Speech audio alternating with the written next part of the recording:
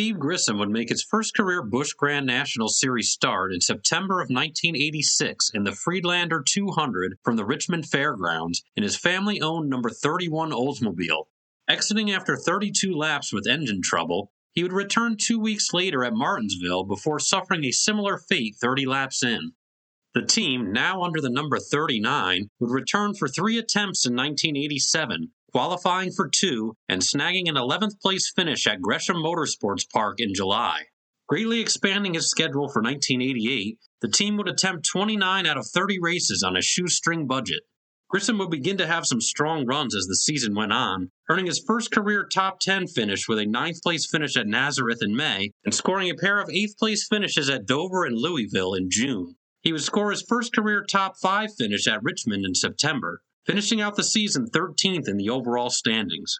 Grissom would return for the full schedule in 1989, this time driving for Mike Swaim in the number 9 car after landing a full season sponsorship from Texas Pete Sauces.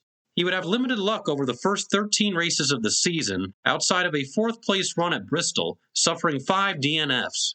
Beginning with a top 10 run at Louisville in June, the team would achieve greater consistency, scoring a then career-best 3rd place finish at Pulaski County Speedway, and additional top 10 finishes at IRP in the Fall Charlotte race.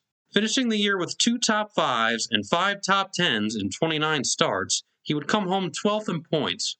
Grissom would return to his family's number 31 team for the 1990 season. Despite a slow start, including a crash at Daytona and a DNQ at Richmond that would force him to jump into Donnie Link Jr.'s number 66 car for the event, he would settle in at the series' 5th round from Hickory, taking home an 8th place finish, before earning top 5s at Lanier, South Boston, and Nazareth, and a top 10 at Hickory in consecutive weeks during April and May. His season would really come to life beginning with a 4th place run at Volusia County in late June, after scoring an 8th place run at Oxford Plains and a 5th place run at the return trip to South Boston. Grissom would score his first career victory in the Granger Select 200 from the then Pulaski County Speedway, July 28th. He would go back-to-back, taking home the checkers once again the following week at IRP. Steve Grissom in the 31, and Grissom coming off his first ever Busch Series win a week ago at Pulaski, Virginia, up in Dublin, Virginia, Pulaski Speedway, we should say. And he's trying to move the inside of Kyle Petty. Green flag flies to Steve Grissom, the youngster from Gadsden, Alabama, trying to hold off the veteran Ernie Irvin, Winston Cup campaigner, the car number 75. Out of Ford, Ned Jarrett, they're trying to make a move. Irvin trying to get to the inside, Ned, but there's only one groove in one. Only one good fast groove, but he's going to try it again as he slams down on the inside. He might have the measure of him. No, he can't get traction off of turn 2. Irvin gets a little bit loose and has to drop back in line. And now up front, they're waging war for the lead. Yes, Ernie Irvin, a little sheet metal contact as they come off of turn 4. Let's see if he can do it. He leans on him going into turn 1. Can they make it? He continues to lean on him as he comes off of turn 2, but Grissom holding on to the outside groove and holds on to the lead. What an effort for this youngster. Car number 31, Steve Grissom, who had not had a Busch Grand National Series win until last week at Pulaski County Speedway in Dublin, Virginia. Set on the pole, went on to win it there. Here now Irvin trying to move him down the inside as Grissom goes high, gives him a little bit of running room, but Grissom has the preferred groove off of turn 4. Steve Grissom using every inch of racing asphalt here at Indianapolis Raceway Park. A capacity crowd on their feet as laps are winding down. It'll be 10 to go this time by. White flag is waving to the field as they come by. So Steve Grissom will get the checkered flag this time around. He knows there was trouble on the track, but he's still coming down wide open, and you can see his crew as he gets the checkered flag. That's a man that they are very proud of tonight. You can tell we're in Indianapolis. Look at the wreath of flowers around our winner, Steve Grissom. Steve, you won one last week. Now tonight, what are you going to do, win the rest of them? I don't know. We're sure having fun trying, though, Benny. But, I tell you, I just can't say enough for this crew. These guys, they worked super hard. Adjusted the car today. We went out in practice and had run about 30 laps today without stopping. And, boy, I tell you, the car was super all day. And when that green flag dropped, we just kept on trying to run the pace that we talked about before the race, and got out of traffic there and called an early caution, come in, took on tires and gas, and track position was definitely important here tonight. And I tell you, my hat's off to Steve Bird. He made the call, come in pit early, and I tell you, that's what won the race for us. Were you a little bit concerned out there staying out, and all those guys behind you stopping, making pit stops and getting new tires? I'm not going to lie, that thought ran across my mind. But, I tell you, our car, it seemed to run better after the green flag, after about 5 green laps. It just kind of took a little while to hook up. But, I tell you, when it hooked up, it was super. Folks, check the paper. This guy might win all the rest of them. Jerry? After snagging top 5s at Bristol and Richmond and a top 10 at Dover, Grissom would close out the season with another set of back-to-back victories, crossing the line first at both Rockingham and Martinsville. Steve Grissom would be his best finish on a super speedway. We mentioned he's won twice this year, and they are looking for a sponsor for 1991. But Steve Grissom now moving up closer on Mark Martin. He has ideas of trying to pass that forward. Steve Grissom, a tremendous athlete in high school, a high school All-American, defensive end. Turned down opportunities to play college football on a scholarship at some of the nation's best football programs to go stock car racing. It certainly has paid off. One of the most likable drivers on the circuit, trying to move in closer and closer as laps are now winding down. And Grissom now making the move inside of Mark Martin's Ford. Wow. We haven't seen Grissom up towards the front today. Mark Martin has been the man up there, but right now, Grissom trying to take over the first position. It has been a tough week for Steve Grissom. He tries to hang on. Did not qualify well, starting back in 33rd spot. The 27-year-old driver from Gadsden, Alabama, trying to hold on for 3 more circuits here on the 1-mile oval. Steve Grissom will come down and win the AC Delco 200. He would come home third in points at season's end behind only Chuck Bown and Jimmy Hensley, having earned 4 wins, 11 top 5, and 15 top 10 finishes in 31 starts. 1991 would start out with a mixed bag of results, earning top 10s at Martinsville and Volusia County, but also suffering 4 DNFs in the season's first 9 events. He would run strong from May through mid-August, starting with a top 5 finish at South Boston, and only finishing outside of the top 10 3 times in 14 races, including a stretch of 7 consecutive top 10s that would include the 5th victory of his career, coming at South Boston July 20th. Steve Grissom, who tested extensively here, is showing some of the benefits of that so far. A driver who is really in need of a victory this year after picking up 4 last season. The team would see a drop-off in performance following his 4th-place run at Orange County August 10th, ultimately not finishing in the top 10 again for the remainder of the season. His overall effort was still strong enough to secure a 10th-place finish in points after earning 7 top 5s, 13 top 10s, and a single victory in 31 starts. Grissom would kick off 1992 with a stronger start than previous seasons, coming home in the top 10 at both the season opener at Daytona and the following week at Rockingham. Peaking at 3rd in points following a 6th-place run in the spring Darlington race, he would have mixed luck throughout the rest of the season, finishing in the top 10 4 times over the remaining 25 races.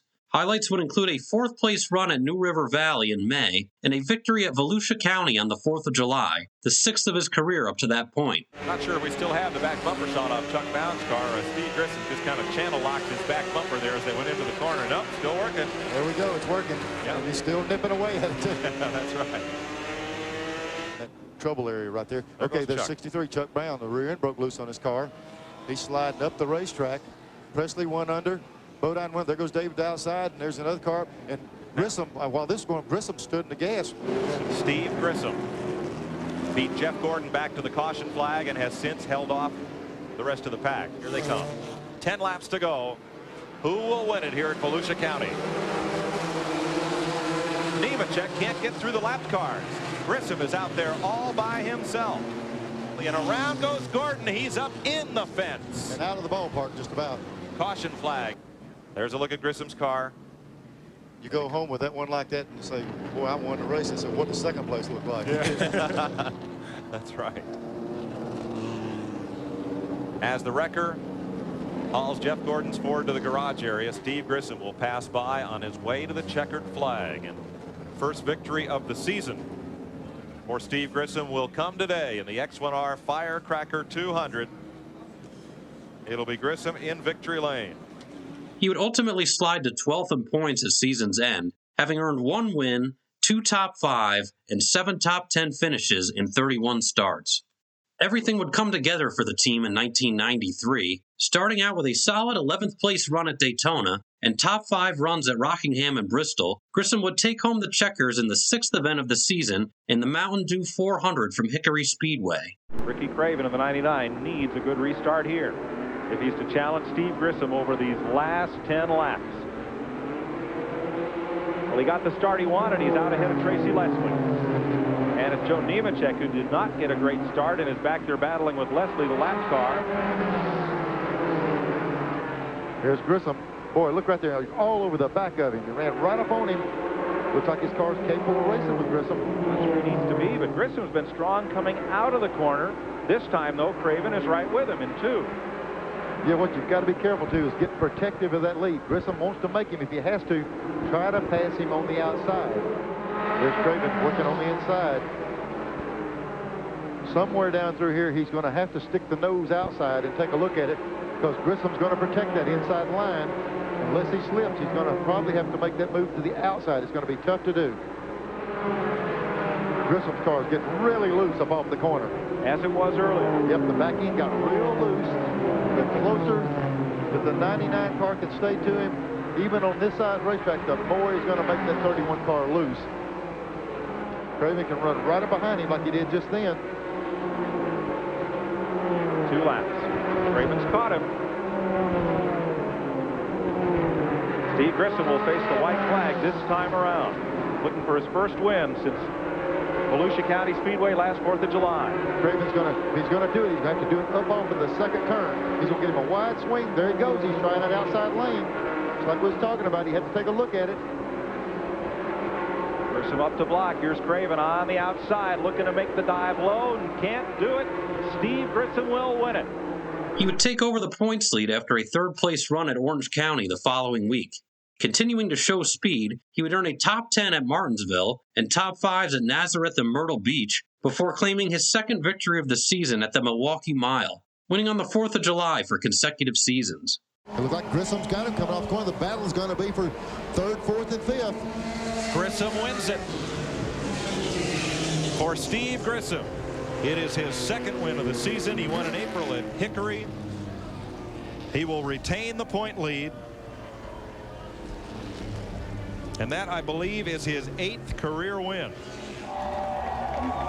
Nowhere better right here, Mike, the Kulwicki lap. Oh, yes. Nowhere better than right here. Steve Grissom takes an Alan Kulwicki victory lap. That's great. He saw those T-shirts too, Neil. Yeah. And you know, I like that. Not just because we're at Wisconsin or because Alan did it, but for the first time today, all those folks in the grandstand, the window net's down, they get a good look at the guy who's been working so hard to earn their cheers and earn their accolades and earn this victory. Well, I got a very, very happy Steve Grissom. Man, come out of nowhere. What a great job. Well, I tell you what, I just can't say enough. His car worked super all day long. Our only problem was we needed to go without cautions, but it seemed like we just kept getting cautions there, and you know, we were a little better on the long run, and then there, that next to last caution, we had a set of left sides left, and we decided to come in and take him on. And that really hurt us. Every time we put left sides on today, it made us pretty tight. And then that caution right there at the end, I told these guys, I said, hey, we're too tight. We ain't got nothing to lose. Let's just go ahead and put some right sides on. And we come here to win, or they said we come here to win the race. So they was all ready for it. And man, I tell you, I just can't say enough about this crew. Boy, this car drove great. Steve, we're going to show the past. Take us through that. Did you think you were going to have enough time to get Pearson there at the end? No, I don't believe I'd ever got Larry, but he made one mistake here. He kind of got off the racetrack just a little bit getting into 3, and I saw that, and I said, oh, man, up the racetrack he went. And that was my shot, and I just took it, nailed it, and it worked out for us. It was a great thing you did taking that Kulwicki victory lap, too. Yeah, I tell you, here in, you know, being in Milwaukee, it's the only fitting place to do it. You know, I'm not really much on that stuff, but, you know, Alan was a great guy. We raced with him a good bit, and, you know, it's for him. Well, one more question real quick. You got grass all over the front of this car. Is that how low you were running that thing? Yeah, it seemed like we run a little better the lower we could get. That was the problem, was trying to get it as low. And when we put these last right sides on, man, I tell you, it hooked up right there on the bottom. I just like to take a second and thank Bill DeArmond, Bob Cannon, all the employees at Town Lock. Man, we had a great time up there last week, and hopefully we keep us going. Remaining consistent throughout the remainder of the season, he would only finish outside of the top 10 4 times the rest of the year, narrowly missing out on an additional victory at Martinsville in the fall. He would clinch the series championship a week early, following a 9th-place run at Hickory, finishing the event with an insurmountable 188-point lead over David Green heading into the season finale. And unofficially, right now in 8th, Steve Grissom would lock up the championship. You're riding with Grissom as he chases down Tommy Houston. And there are 3 laps to go. That championship, he sees the 6 up here. He sees the position he can possibly do, but well, he's laps down to him. Yep. And right now he would leave here with enough points to be the Busch Series champion. It would be a lot. The way they're running, David Green, the most points he could get in Atlanta would be 180, and Grissom would leave here with a 188-point lead. It'd be all over. White flag for Johnny Rumley. Takes the checkered flag as he cleared to the last step. To the surprise of just about everybody here, and Steve Grissom comes across to clinch the Busch Grand National Series championship. The new Busch Grand National champion is standing next to me, and congratulations, Steve Grissom. Thanks, man. Appreciate it. A little rough out there today, though, wasn't it? Yeah, it was. I tell you, it wasn't really the way we wanted to end up today, but the car was pretty good there at the start, and when we come in under caution, we was going to try to make it a little bit better, and we made a chassis adjustment, and it hurt us, and then after we got back under green there, it was a deal we wasn't going to do nothing but go backwards, and we talked about coming in and putting on 4 tires, and so we chose to do that and see if we couldn't make a finish out of it. But hey, these guys worked hard, and hey, we're just glad to be here. Ultimately closing out the year by 253 markers over Ricky Craven after the season finale from Atlanta. Finishing the year atop the standings, he would compile season totals of 11 top 5s, 18 top 10s, and 2 victories in 28 starts. Following his championship run, Grissom would turn his focus to the Cup Series, running limited starts in the Busch Series from 1994 onwards. He would remain fast, especially in the part-time efforts for Gary Bechtel in the Diamond Ridge Motorsports number 29 car, claiming 3 additional victories, including the season sweep of Bristol in 1995 and the 1996 season opener from Daytona. And now Steve Grissom is going under him, going to make the pass. Kenny Wallace will come by as well. Terry Labonte positions himself to try to move down there. Yep, he gets right on by. How many? They just keep coming. Patty Moise down on the inside of him. And Steve Grissom apparently moving in on our second-place car of Chad Little. That's Grissom in the Channel Lock Chevrolet. Grissom wasn't even going to run this race, and the Channel Lock people called him and said, hey, we'd like you to go to Bristol, Tennessee and paint the car up. So indeed he did, and thus he is here and having a good run. If you said, Benny, you don't see Mark Martin, he said, see you. Don't forget to write, guys. And now Grissom will take a move. His spotter saying inside, inside. He takes the position. Meanwhile, he's probably got a pretty good view now of Steve Grissom talking about Mark Martin. There's Martin's black car. There's Grissom in the blue car, the Channel Lock car. And he has cut the deficit net. It looks like, as you said during the commercial break a moment ago, this thing stays green. Grissom has got a good shot at it to Fort Worth, Texas, and they'll be involved with him for the remainder of the year. I love that stuff. That's good stuff. Comes in Look here, the lead. Steve Grissom goes by Mark Martin and takes the lead. Man, he just drove right on by. Mark didn't fight it too much. He realizes that his car is just not what it was, and rather than wreck, he decided to let him go on by.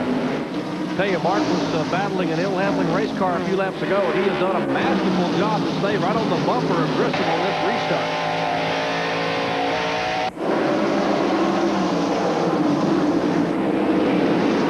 Well, I tell you, this level of competition is so hard to get through. And a crash coming off turn 4. Some heavy contact between Phil Parsons, the 51, and they're racing back to the line, and Phil is right in the middle of the racetrack. Their spotters are telling them to go low, guys. But they got the white flag and the caution flag, and they will come around for the checkered flag this time. And Steve Grissom will take the checkered flag on a wild finish here.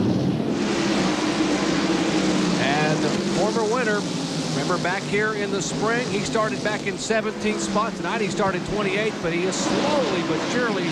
Now Spencer has made a move underneath the second-place car of Wallace, and Wallace may lose second spot to Steve Grissom in the Channel Lock Chevy. Oh, man. I thought Grissom had him that time, and we see some contact between those two cars. He might have him this time. He has the preferred groove down on the inside. Mike can't do a whole lot of that. Grissom is being very aggressive. Well, they said that he picked up the major that could mean either of the front tires might be beaten down a little bit. Saw Grissom started back in 28th position. He started 17th back here in April. Made one pit stop at lap 82 and came on to win it. That's the battle first and second, Benson and Grissom. We might mention that Jeff Green is third and Tim Feto of fourth with Terry Labonte in fifth spot. And the leaders are almost a half a lap in front. Oh, good job, good job. Clear all the way around. Keep digging, keep digging. Final lap for Steve Grissom in the Channel Lock Chevrolet. Grissom would become the only Busch driver ever to do the Bristol double. Only driver ever to win back-to-back. Hey, how about that, boys? Hey! Man, hit him, man! Now Purvis inches ahead as Steve Grissom comes underneath Joe Nemechek to take second. Wow. He came by. I thought he had a little bit of a vibration and then a tire going down, but apparently he came by that time. Must have been some debris or something on the tire. It has since gone away, so he stayed on the racetrack and has not made the unscheduled stop. Steve Grissom in the World Championship Wrestling Chevrolet has wrestled the lead away from Jeff Purvis. Dale Jarrett tries his best to close up on the back bumper of the Steve Grissom WCW. What does WCW stand for? World Championship Wrestling, Benny.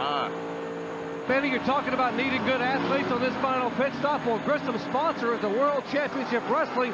They've got Sting holding the pit board and Lex Luger, the massive Lex Luger here in the pits, helping on pit road. Couldn't get better athletes than that. 65 miles an hour. Sandy Jones, the new crew chief for Carolyn Bechtel down here with Steve Grissom, and he has made the call. Fuel only, no tires. Clean the front grille. Fuel only in the Grissom pit. Less than 10 laps to go in the Goodies 300 here at Daytona International Speedway. The final pit stops have now been made. And Grissom is in second place. Dale Jarrett did, in fact, beat him out by a couple of seconds. Goes to the inside of Dale Jarrett. And Grissom is going to come along, isn't he? And take the lead? Yes, he did. Grissom takes the lead. Will it be Steve Grissom? Will it be Dale Jarrett in the Goodies 300 in 1996? We're on the last lap. Dale got a good run right here, last lap.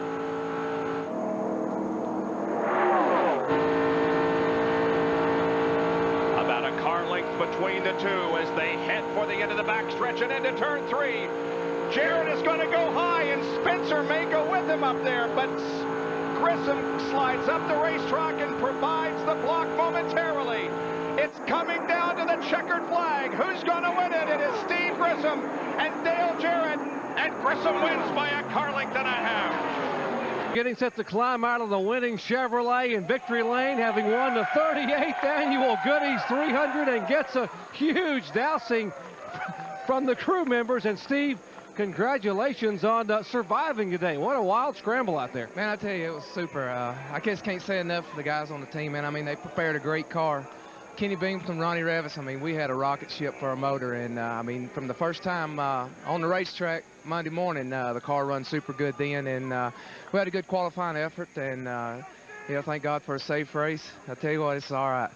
Steve Grissom, 1993 Series champion, wins the first one here in 96. Grissom's final start in the series would come driving for Johnny Davis in 2009, finishing his career with 11 wins, 42 top 5s, and 74 top 10s to go along with his 1993 championship title. Steve Grissom firmly cemented his place as a bona fide star of the NASCAR Busch Grand National Series.